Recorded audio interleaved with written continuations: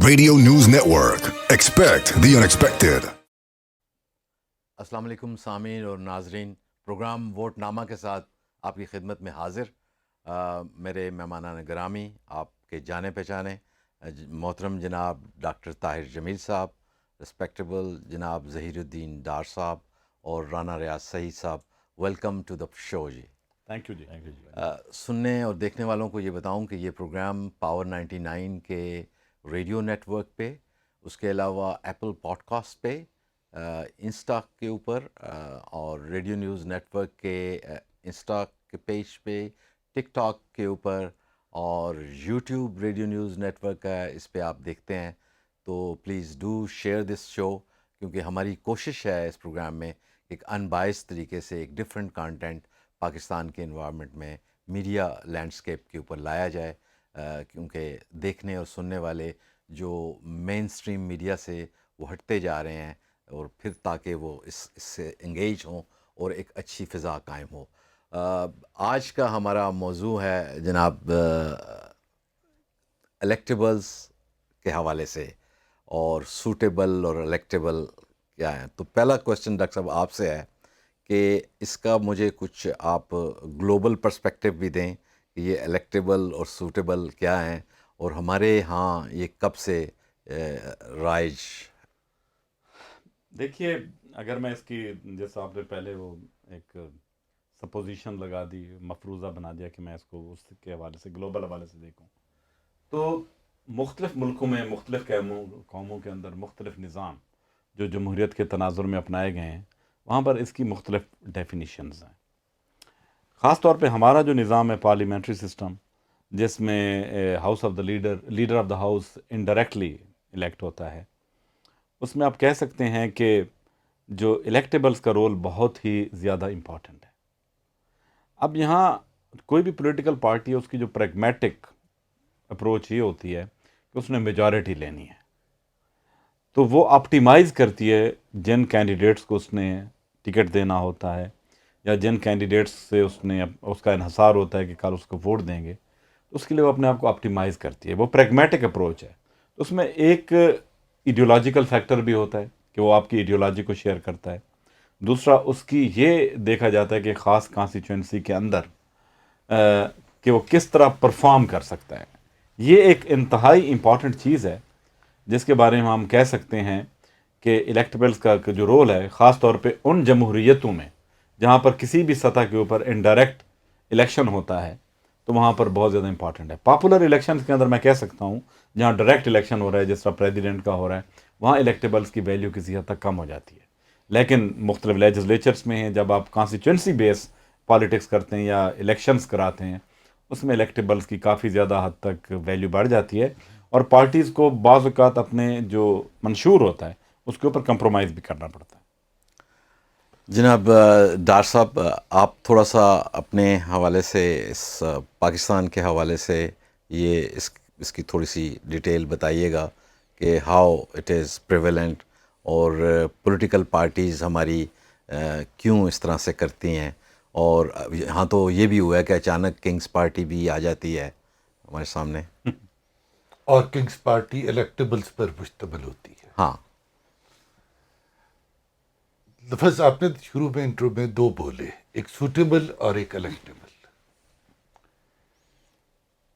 जिसके election schedule announce होता है तो पॉलिटिकल पार्टीज टिकट के लिए दरखास्तें तलब करती हैं। लोग दरखास्तें देते हैं और फिर उनका इंटरव्यू होता है या उनकी असेसमेंट होती है, और ये देखा जाता है कि हम इस हलके में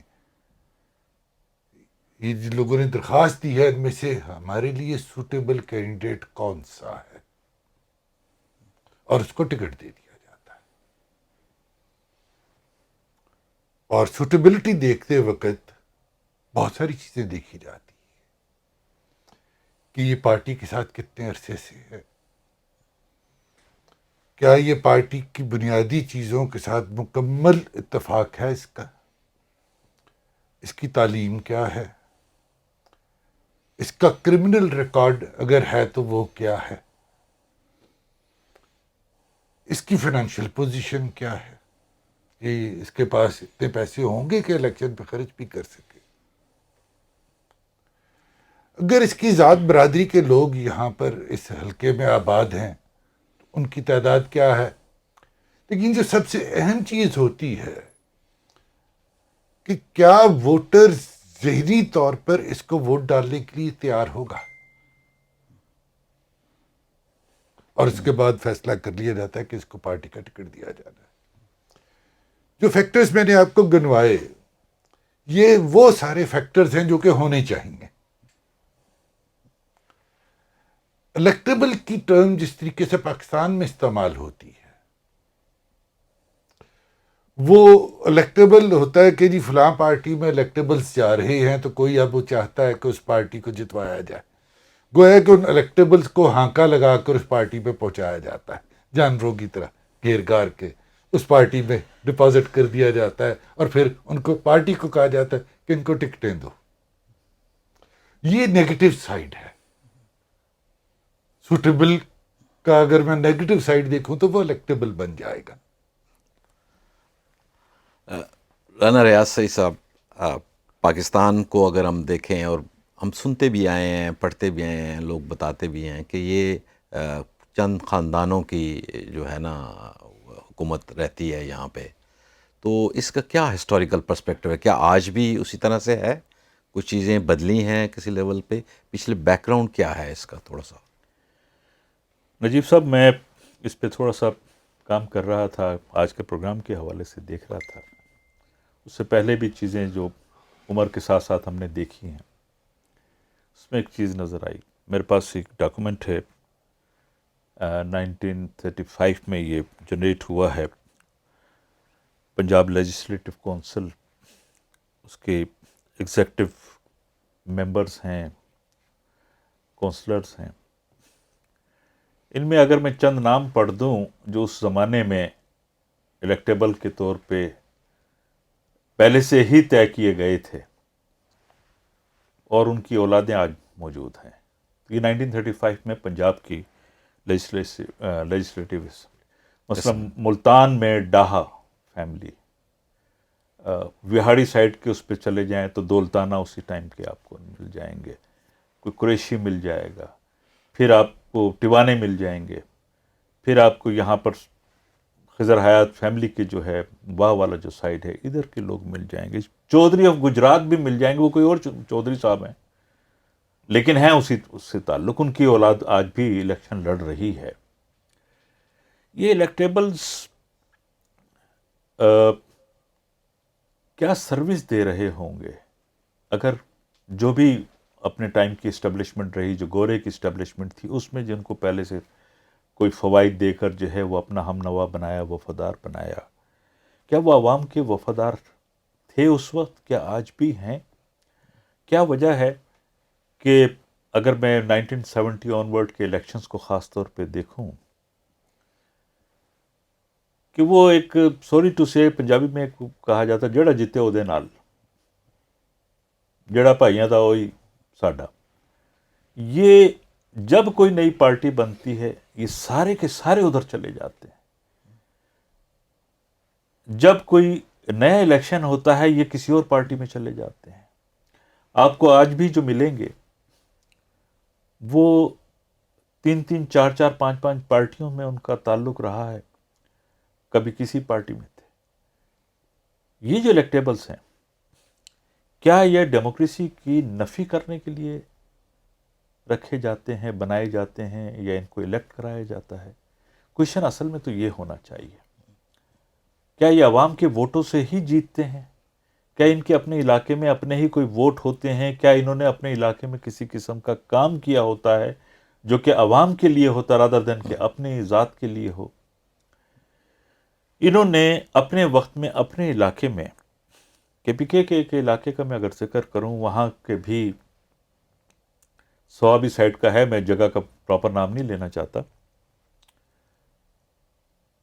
وہاں سے ایک خاندان کے افراد سینیٹر بھی بنتے ہیں، نیشنل اسمبلی بھی بنتے ہیں، خواتین بھی، اور صوبائی اسمبلی کے بھی ممبران بنتے ہیں. عموماً جب کیئر ٹیکر گورنمنٹس ہوتی ہے تو اس میں وہ منسٹرز بھی بنتے ہیں. ان کے اپنے گاؤں میں انہوں نے کبھی اسکول نہیں بننے دیا. میٹھا ٹیوانا کے لوگ جانتے ہیں کہ میٹھا ٹیوانا کا ریلوے اسٹیشن میٹھا ٹیوانا کے اصل گاؤں کے، اب تو پھیل گیا کافی، وہاں سے غالباً 6 کلومیٹر دور ہے. کیا وجہ ہے؟ جو اس قسم کی سوچ رکھتے ہیں وہ الیکٹیبل ہیں. عوام کے فوائد کے لیے سوچنا نہیں ہے، اپنی ذات کے لیے سوچنا ہے. ڈاکٹر صاحب، اپنی ذات کے لیے سوچنے والے لوگوں کو لے کے آیا جاتا ہے. میں آپ سے گلوبل پرسپیکٹیو پوچھتا ہوں اور چیزیں جاننے کی کوشش کرتا ہوں کہ دنیا میں ڈیموکریسی کا بڑا وہ ذکر کیا جاتا ہے. کیسے اوور کم کیا گیا؟ وہ پولیٹیکل پارٹیز نے کیسے اپنی ڈائیورسٹی کریٹ کی اپنے اندر، اور کس طرح سے وہ اسٹرانگ ہوئیں وہ پولیٹیکل پارٹیز کہ اس قسم کے پھر ان کو ضرورت نہیں پڑتی کہ الیکٹیبل لوگ ہوں گے تو وہ حکومت بنا سکیں. دیکھیں، میں 1890s اور 80s کی بات کروں گا نا، تو امریکن پالیٹکس کا جو ایرا ہے اس کو ہم کہتے ہیں era of bossism, era of political machines. ٹھیک ہے، باسزم یہی تھا جو ہمارے الیکٹیبلس ہے کہ جس دن الیکشن ڈے ہوگا اسے 3-4 دن پہلے فیکٹری کا جو مالک ہوگا وہ اپنے تمام ووٹرز کو لے کے فیکٹری کے شیڈز میں رکھے گا، ان کو بریانی شریانہ کھلائے گا. اس کے بعد الیکشن والے دن اس کو باہر نکال کے ووٹ ڈلوائے گا. پھر اسی طرح پولیٹیکل باسز ہوتے تھے، اسی طرح وہ لسٹیں لے کے چلے جاتے تھے، ہمارے یہ لوگ انہوں نے ہم نے ووٹ دیا، ہمیں نوکریاں چاہیے، ہمیں یہ فیورز چاہیے، ہمیں یہ ٹیرفس کٹ چاہیے، ہمیں یہ ٹیکس کٹ چاہیے، مجھے یہ ٹھیکے چاہیے. تو اور اس قسم کے نیو یارک کی وار جو پولیٹیکل مشین تھی، that was the most influential one. یہ سب کچھ تھا، لیکن آہستہ آہستہ چیزیں امپروو ہوئی ہیں. کیوں؟ جو ہی، اور اس کے امپروو کرنے کے اندر جو سب سے بڑا مین فیکٹر کہ جب ایڈلٹ فرنچائز کو انٹروڈیوس کیا گیا تھا. امریکہ میں بھی ہم کہتے ہیں کہ 1920 میں جب تمام خواتین کو ووٹ کا حق دیا گیا تھا اور پوری طرح سے ایڈلٹ فرنچائز جو تھا اس کو اسٹیبلش کر دیا گیا تھا کہ ہر بندہ جو بالغ ہے اب وہ ووٹ دے سکتا ہے. اس سے کیا ہوگا کہ بھی آپ کے پاس اب کیونکہ ایکسپینڈ ہو گیا ہے حلقہ، اس میں اب ہر ایک کو آپ مینیج اور انفلوئنس نہیں کر سکتے. تو لہٰذا جو الیکٹیبل تھا یا جس بندے نے الیکٹ ہونا تھا، جو ریپریزنٹیٹیو تھا، اس کی ڈیپینڈنسی زیادہ بڑھ گئی تھی اور اس کو جو کنٹرول کرنے کا اس کا میکینزم تھا وہ کم پڑ گیا تھا، وہ کافی نہیں پڑ گیا تھا. تو چیزیں پھر آہستہ آہستہ ایکسپینڈ ہوتی گئیں. دوسرا اہم فیکٹر پارٹیز کے اندر جو جمہوریت انٹروڈیوس ہوئی، الیکشنز انٹروڈیوس ہوئے، تو ہر کسی کو، لیکن اس کے لیے کافی ایک عرصہ چاہیے، کافی وقت چاہیے، اور چیزیں پھر بہتری کی طرف چلی جاتی ہیں. ڈاکٹر صاحب، ہمارا اب 70-75 سال ہمارے بھی ہو چکے ہوئے ہیں، لیکن ہم پھر بھی دیکھتے ہیں کہ کوئی ایسا دور آتا ہے جس میں پھر سے چیزیں وہیں پہ زیرو پہ پہنچ جاتی ہیں. وہ ایسا کون سا ہماری ہسٹری میں ابھی پچھلے انہی 75 سالوں میں آپ دیکھتے ہیں جہاں سے یہ الیکٹیبل کی پالیٹکس دوبارہ سے سٹارٹ ہوئی اور لوگوں کو ایسے لوگوں کو لایا گیا؟ آپ کی بات بجا ہے. الیکٹیبلس کو کریٹ کیا جاتا ہے، بلکہ میرا ایک دوست ہے وہ کہا کرتے ہیں کہ پاکستان میں ایک وزیر اعظم کو مینوفیکچر کرنے کے لیے 25 سال لگتے ہیں. لفظ مینوفیکچر کا اس نے استعمال کیا. آپ پاکستان میں ایک تو وہ الیکٹیبلس تھے جو کہ جن کا ذکر رانا صاحب نے کیا، جو ہمیں وراثت میں مل گئے. درمیان میں آ کر ہمیں ایک مختلف قسم کے الیکٹیبل کی ضرورت پڑی، الٹرا رائٹ کی سوچ والا الیکٹیبل. مرحوم ضیاء الحق نے ایک مجلس شورا بنائی جس کے 100% ممبران نامینیٹڈ تھے اور ہیڈ پکڈ لوگ تھے اور ایک خاص اسکول آف تھاٹ کے تھے. جس وقت ان کو مجلس شورا میں بٹھایا گیا تو ان کا ایک کلاؤٹ بننا شروع ہوا کہ وہ اپنے علاقے کے کسی دفتر میں جائیں گے تو ان کو ریسیو کیا جائے گا. ان کو ایک ڈیولپمنٹ فنڈ بھی دے دیا گیا کہ اپنے علاقے میں تم میونسپل کمیٹی والا کام کرو، نالیاں اور گلیاں بنواؤ، تاکہ ایم این اے کا کام وہی رہ جائے، قانون سازی ہم خود ہی کر لیں گے. اس کے بعد نیشنل اسمبلی کا نام تبدیل کر کے مجلس شورا رکھ دیا گیا اور ایک غیر جماعتی الیکشن کروایا گیا. اس غیر جماعتی الیکشن میں بہت سارے لوگ جو ایم این اے بن کر آئے وہ وہی تھے جو کہ مجلس شورا میں تھے، نامینیٹڈ والی مجلس شورا میں. اور وقت گزرنے کے ساتھ ساتھ ان لوگوں کا ایک کلاؤٹ ڈیولپ ہوا، افسر شاہی میں بھی، سرکاری محکموں میں اور معاشرے میں بھی. اور پھر ایک نئی کراپ الیکٹیبلز کی ہم سامنے لے آئے. یہاں پہ پروپیگنڈا کا بھی بہت رول ہے. جس کے میں نے شروع میں اپنے دوست کی جو بات سنائی کہ یہاں پر پاکستان میں ایک وزیر اعظم کو مینوفیکچر کرتے ہوئے 25 سال لگ جاتے ہیں، تو مینوفیکچر کرتا کون ہے؟ جو مینوفیکچر کرتا ہے وہی الیکٹیبل بناتا ہے، اسی کو الیکٹیبل کی ضرورت ہے، اور وہی سیاست میں یہ غلط قسم کے انفلوئنس لے کے آتا ہے. اس سے جان کیسے چھڑوائی جائے؟ میرا خیال یہ ہے کہ اب آہستہ آہستہ ووٹر میں میچورٹی آ رہی ہے.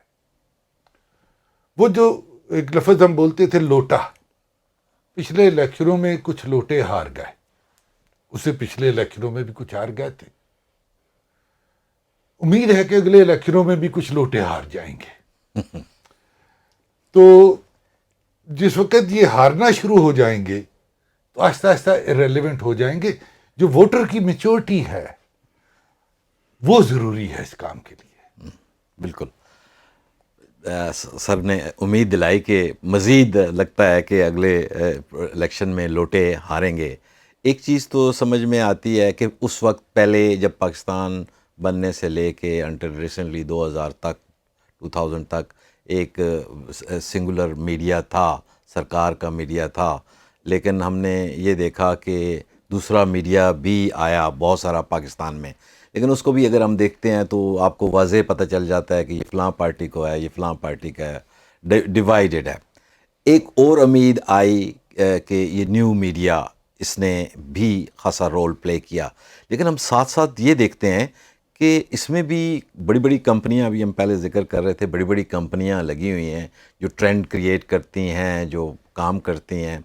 تو وہ کیسے، ہاؤ اٹ از ہیپننگ؟ جب میں پڑھ رہا تھا تو اس وقت ایک سبجیکٹ پڑھا تھا، politics and international economics, multi national companies کا رول. غالباً دنیا میں کوئی ایک اکانومی یا ملک، اسٹیٹ ایسا نہیں ہے جس میں ملٹی نیشنل کمپنیز یا جن سے ہم بورو کرتے ہیں، multi lateral donors, bilateral donors, international donors, یہ انفلوئنس نہ کرتے ہوں. ہمارے ہاں جو میڈیا ہے وہ بھی کہیں نہ کہیں سے کچھ نہ کچھ سیکھتا ہے، فالو کرتا ہے. اور حیرت تو یہ ہوتی ہے کہ مافیاز کریٹ ہو گئے ہیں. اگر آپ پچھلی گورنمنٹس کو دیکھیں اور پاکستان بننے کے بعد کے ٹائم سے دیکھیں تو آپ کو خاندان ملیں گے جو صرف بینک رن کر رہے ہیں. پھر انہوں نے بینک کے ساتھ اپنی کوئی ڈفرینٹ انڈسٹری لگانا شروع کر دی. وہ کنسٹرکشن کے کام میں بھی آ گئے، وہ شوگر کے کام میں بھی آ گئے. عموماً ایک گورنمنٹ جب نئی آتی ہے، حیرت کی بات یہ ہوتی ہے اچانک آٹا جو ہے وہ مارکیٹ میں ملنا بند ہو جاتا ہے. جو اناج ہے دوسرا، دالیں وغیرہ، وہ ملنا بند ہو جاتا ہے یا کم ہو جاتا ہے. پتہ لگتا ہے اس کی بہت مہنگا ہونا شروع ہو گیا ہے. شوگر مافیا سب سے زیادہ اسٹرانگ آج کل بھی نظر آتی ہے، پچھلی گورنمنٹ میں بھی اس پہ سلسلہ. یہ تمام کے تمام ہر الیکشن میں آتے ہیں. ان کے کہیں نہ کہیں تعلقات ان ملٹی نیشنل کے ساتھ بھی ہوتے ہیں کہ وہ ملٹی نیشنل بھی اس قسم کی پروڈکٹس بناتی ہیں جو ان کے ساتھ را مٹیریل شاید پرچیز کرتی ہیں. یہ رول اگر میڈیا ادا کر لے کہ اس قسم کے مافیاز کو سامنے لائے، بہت کم ہے جو انٹرنیشنل اس میں میڈیا کو میں دیکھوں جو ان رولز کو سامنے لے کے آتے ہیں. ہم ابھی آج کل جو غزہ کا سلسلہ چل رہا ہے، بہت ساری خبریں جو ہیں وہ عوام تک شاید سچائی کے طور پہ نہیں آ پاتی ہیں. ایک دوسرا میڈیا اس کو بتانے کی کوشش کرتا ہے کہ وہاں یہ کچھ ہو رہا ہے، ظلم ہو رہا ہے. لیکن عام طور پہ جو میڈیا ہے، چاہے وہ سرکاری میڈیا کا لفظ آپ استعمال کر لیں، چاہے آپ انڈیپینڈنٹ میڈیا کا، ویل انفارم میڈیا کو سامنے رکھیں، وہ پرنٹ کا میڈیا ہے یا الیکٹرانک کا میڈیا، فار دیٹ میٹر یہ سوشل میڈیا ہے، یہ کہیں نہ کہیں کنٹرول ہو رہے ہیں. ڈاکٹر صاحب یہ بڑا امپورٹنٹ ہے گلوبلی بھی، یعنی ہم ویسٹ میں دیکھیں ان کا ایک بہترین ریگولیٹری نظام ہے جو میڈیا کو، اگر کوئی خدا نخواستہ کوئی میڈیا کو زیادہ فائنانسنگ کی جاتی ہے، فنڈنگ کی جاتی ہے، تو وہ سامنے بھی آ جاتا ہے اور اس کی سزا بھی مل جاتی ہے. ایک تو میڈیا کے حوالے سے میں جاننا چاہوں گا، پلس ایسے باقی کون سے ٹولز یوز کیے گئے کہ تاکہ اس سے نکلا جائے اور ہم ایک ریپرزینٹیو معاشرہ ہمارا قائم ہو اور ہر ایک کو رنگ، نسل، مذہب، برادری اس سے بالا تر ہو کے یعنی ان کی نمائندگی سامنے آئے اور حقیقی معنوں میں وہ فیل کریں کہ ہم اس ملک کے شہری ہیں. اچھا، یہ بالا جو لفظ ہے نا، یہ مجھے بڑا، ایک دو لفظ مجھے بڑا تنگ کرتے ہیں. سب مل کے بیٹھیں، الیکشن ہے، ٹھیک ہے، جو بھی ہے ہو جائے گا، پھر بیٹھ جائیں گے. اور یہ بالا تر بھی کیا بالا تر ہونا ہے؟ میری مسئلہ یہ ہے کہ کوئی کسی کو ڈومینیٹ نہ کرے. تمہارے پاس اپنے جو نظریات ہیں، جو تمہارے خیالات ہیں، جس کسی کے بھی ہیں، ایک تو ڈومینیٹ نہیں کرنا چاہیے. دیکھیں، دو ویلیوز ہیں جن کے اوپر جمہوریت کی تعمیر کی گئی ہے. ایک ہے فریڈم آف ایکسپریشن اور دوسری ہے فریڈم آف ایسوسیشن. اب ہمارے ہاں تقریباً ایکسپریشن کا حال، اب میڈیا سے آپ کو پتہ ہے کتنا ایکسپریشن چل رہا ہے، اور میڈیا کے یہ فارمیٹ نہیں ہوا کرتے. ٹھیک ہے کہ ہر وقت تجزیہ. میڈیا کا جو سب سے بڑا فارمیٹ ہے، جو ایکسیپٹیبل ہے، جو لیجیٹیمیٹ ہے، وہ ہے رپورٹنگ. ٹھیک ہے، ایکسپریشن آپ نے دینا، کس کو دینا ایکسپریشن؟ جو ایکسپریشن لیس ہے. آپ مجھے بتا دیں کہ کتنی اس طبقے کی باتیں کی جاتی ہیں ہمارے میڈیا کے اندر. ٹھیک ہے. فریڈم آف ایسوسیشن کیا ہے؟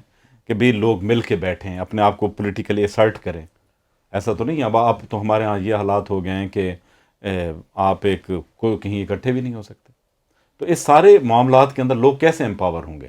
اور دوسرا یہ ہے کہ ہمارے کلونیل دور سے جس طرح سے ممبرز بنائے گئے، ایم ایل ایز بنائے گئے، لیجسلیٹو کونسل میں کے اندر کچھ لوگ ہینڈ پکڈ ہوتے تھے، تو اس میں بھی، اور جن کو ووٹس دینے کا حق تھا، اس سے ایک لوگوں کے ذہن میں ایک چیز واضح ہو گئی کہ یہ ایک آدمی ہے جو میرے درمیان اور اسٹیٹ کے درمیان کنیکشن ہے. میں اس کو پار کیے بغیر اسٹیٹ تک نہیں پہنچ سکتا، یا اسٹیٹ اکیلی اس کے ذریعے ہی مجھ تک پہنچے گی. تو میرے ذہن میں اسٹیٹ نہیں ہے، وہ ایک آدمی ہے. ہمارے ذہنوں میں بس چکا ہے کہ اس بندے نے مجھے بچانا ہے، اس نے مجھے تھانے لے کے جا کے کام کرنا ہے، اس نے مجھے کچہری میں لے کے جانا ہے، اور جب بھی مجھے پرابلم پڑے گی، یہ میرا سب سے پہلا جو سٹاپ گیپ ہے وہ یہ ہے، جو کہ مجھے اسٹیٹ کے ساتھ کنیکٹ کرے گا. تو اس قسم کے حالات ہیں، لیکن ابھی ہمارے لیے بہت لمبا راستہ ہے. ڈاکٹر صاحب آپ سے بھی جاننا چاہوں گا کہ again electable for the right reason اور electable for the wrong reason آپ ڈسکس کر رہے تھے. میں میڈیا سے ہی بات شروع کروں گا. جی جی پلیز. ایک تو سرکاری میڈیا تھا نا، ہمیں پتا تھا جھوٹ بولتا ہے. پھر بہت سارے لوگ آ گئے اور ہمیں نہیں پتہ چل رہا ہے کہ کون جھوٹ بولتا ہے اور کون سچ بولتا ہے. رانجن کر دی نہیں میں. سوشل میڈیا آ گیا، لگتا ہے پوری قوم جھوٹ بول رہی ہے. صورتحال اس وقت یہ ہے کہ جس وقت بھی کوئی بریکنگ نیوز آتی ہے تو میں اس کو نہیں سنتا، میں یہ تلاش کرتا ہوں کہ کس خبر کو چھپانے کے لیے یہ بریکنگ نیوز دی گئی ہے. تو خبر کی ویلیو صرف اتنی رہ گئی ہے کہ بریکنگ نیوز آئے تو اٹ مینس کہ کچھ ہوا ہے جس کو چھپانے کے لیے یہ بریکنگ نیوز آئی. سم ٹائم ایشو کو ڈائیورٹ کرنے کے لیے ڈائیورشنس جو ہیں. الیکٹیبلس ایک تو ہوتے ہیں نا کہ کانسٹیچوئنسی لیول پہ کونسلر کے لیے کون الیکٹیبل ہے، ایم پی اے کے لیے کون ہے. MNA کے لیے کون الیکٹیبل ہے، لیکن چیف منسٹرز، پرائم منسٹر اور فیڈرل منسٹرز بنانے کے لیے، یا اسپیشلی پرائم منسٹر بنانے کے لیے آپ کو بہت سارا پروپیگنڈا چاہیے. وہ بھی سارا میڈیا ہی کرتا ہے. جو میں نے اگین گو بیک انہی الفاظ پر، پرائم منسٹر کو مینوفیکچر کرنا. اب یہ جتنا جو میڈیا ہے یہ لائسنسڈ میڈیا ہے، الیکٹرانک میڈیا جسے ہم کہتے ہیں. گویا کہ لائسنسنگ اتھارٹی کے پاس ایک عدد چابی ہے کہ وہ کس کو بند کر دے، اور اس پر انویسٹمنٹ ہوتی ہے اچھی بھلی. اس میں لوگوں نے پیسے بھی کمانے ہوتے ہیں، اشتہار لینے ہوتے ہیں. اگر ایک کمپنی کو یہ کہہ دیا جائے کہ تم نے اس چینل کو اشتہار دینا اور اس چینل کو اشتہار نہیں دینا، تو وہ چینل تو ویسے ہی بند ہو جائے گا. اور جو آدمی یہ کہہ سکتا ہے کہ اشتہار کس کو، کون سے چینل کو دینا ہے، پھر وہ کنٹرول کرے گا میڈیا کو. سوشل میڈیا کے ملٹیپل کنٹرولز ہیں. ایک تو کنٹرول ہے نا کہ جو گلوبل کنٹرول ہے، ٹویٹر کا ایک گلوبل کنٹرول ہے، فیس بک کا ایک گلوبل کنٹرول ہے. کنٹرول اس لیے ہے کہ یہ ہمارے انٹرسٹ کو ہٹ نہ کرے، تو گلوبلی وہ کنٹرول کر رہے ہیں ان چیزوں کو جو ان کے انٹرسٹ کو کنٹرول نہ کریں. لیکن یوٹیوب پاکستان میں بھی بند ہو جاتی ہے. یہ کہا جاتا ہے کہ ایکسیس دو، یہ چیز بند کرو، نہیں تو تمہارے لینڈنگ رائٹس نہیں ہیں پاکستان میں، ہم بند کر دیں گے. جو گیٹ کیپر کا کام کون کر رہا ہے؟ جو گیٹ کیپر کا کام کر رہا ہے اصل آدمی تو وہ ہے نا، کہ کون سی خبر یہاں سے گزر کر آگے جا سکتی ہے اور کون سی خبر یہاں سے آگے گزر کر نہیں جا سکتی. تو گیٹ کیپرز کو آئیڈینٹیفائی کرنا پڑے گا. پاکستان میں جو تجربات ہوئے پروپیگنڈا کے، کچھ پارٹیز کو، کچھ لیڈرز کو ولن بنا دیا گیا، اور کچھ پارٹیز کو اور کچھ لیڈرز کو پاک باز، اگر سپریم کورٹ کے الفاظ استعمال کروں تو صادق اور امین بنا دیا گیا. اور لوگوں نے بہت سارا یقین بھی کر لیا اس پر. پالیٹکس جو ہے، جنہوں نے پالیٹکس کو کنٹرول کرنا ہے انہوں نے دو چیزوں کو کنٹرول کرنا ہے. ایک انہوں نے میس سائیکالوجی کو کنٹرول کرنا ہے، اور دوسرا انہوں نے فلو آف منی کو کنٹرول کرنا ہے. میس سائیکالوجی پر میں آؤں گا، اور جو بگ ڈیٹا انالیسس ہے، آپ نے کیمبرج انالیٹکا کا نام سنا ہوگا، اور یہ بھی سنا ہوگا کہ انہوں نے امریکہ جیسے ملک کے الیکشن میں کوئی کاروائی ڈال دی تھی. کیا انہوں نے پاکستان میں بھی کوئی کاروائی ڈال دی تھی؟ کیا فرانس میں بھی ڈالی؟ کیا یوکرین میں بھی ڈالی؟ آپ کو ایک خاص سوچ رکھنے والے لیڈرز پوری دنیا میں ایک ہی ٹائم سکیل میں ابھرتے ہوئے نظر آ رہے ہیں. سوچ سے بت رہا. تو کیمبرج انالیٹکا کیا کر رہا تھا؟ تو یہ جو میس سائیکالوجی ہے اس کو کیسے امپیکٹ کرنا ہے، اس کے بڑے سائنٹیفک طریقے ہیں. سبلیمنل لیول پر کیا میسیجنگ کرنی ہے، اوپن میسیجنگ کیا کرنی ہے. دس از پروپیگنڈا. بالکل بالکل. اور الیکٹیبلس جو نیشنل لیول کے یا پروونشل لیول کے الیکٹیبلس ہیں، اس کے لیے پروپیگنڈا، ان کو الیکٹیبل بنانے کے لیے پروپیگنڈا ایک ٹول ہے. مجھے اس بات کا پتہ ہے کہ پروپیگنڈا پر آپ نے ایک علیحدہ سے سلاٹ رکھی ہوئی ہے، اس پر ڈیٹیل میں ہم اس پہ ڈیٹیل، لیکن اس کا الیکٹیبلس کے ساتھ بہت گہرا تعلق ہے. آج کے الیکٹیبلس کے ساتھ، آج سے 100 سال پہلے کے الیکٹیبلس کے ساتھ شاید اتنا نہیں تھا، آج کے الیکٹیبلس کے ساتھ. رانا صاحب ہمیں چیلنج ہوتا ہے کہ ظاہری بات ہے پولیٹیکل جب دیکھتے ہیں تو ڈھونڈتی ہیں، پارٹیاں بھی ڈھونڈتی ہیں کہاں سے.